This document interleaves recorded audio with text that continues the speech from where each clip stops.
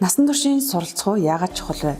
Боловсролын ерөнхий хуулийн зорилго нь хүн бүрд чанартай боловсрол эзэмших тэгш боломжийг бүрдүүлж, насан туршдаа суралцах, ажиллах, ёс суртахуунтай сайн зан чанартай иргэнийг төлөвшүүлэхэд чиглэсэн. Мөн алсын хараа хойртой урт хугацааны бодлогоороо хүн бүрд чанартай боловсрол эзэмших тэгш боломжийг бүрдүүлж, боловсролыг хувь хүний хөгжил, гэр бүлийн баталгаа, улс орны хөгжлийн суурь болгон насан туршийн суралцахуун тогтолцоог бэхжүүлэхээр зорьсон. Үүнээс харахад бид иргэдийнхаа суралцах үйлийг илүү чухалчилж, улс орны хөгжлийн суурь нь хүний хөгжил байх бөгөөд хүн насан туршдаа суралцж байж илүү эрүүл саруул, урт удаан аз жаргалтай амьдрах юмаа гэдгийг онцлон харж чадсан. Тэгвэл насан туршийн суралцах үе гэдэг нь юу вэ?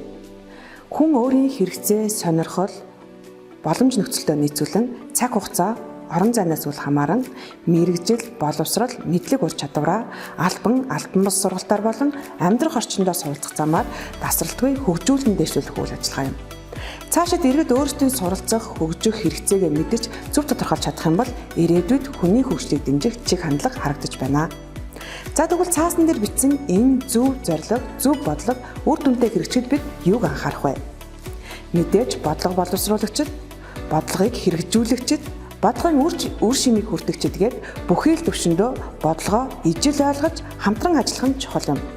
Хэрвээ бид бодлогоо уншиж судлахад цаг гарахгүй бол 2030 онд ч, 2040 онд ч, 2050 онд ч хөгжлийнхаа яг л энэ зэгтээ байсаар байна. Мөн үр дүн гэдгийг хүлээгээд ч нэмэр байхгүй.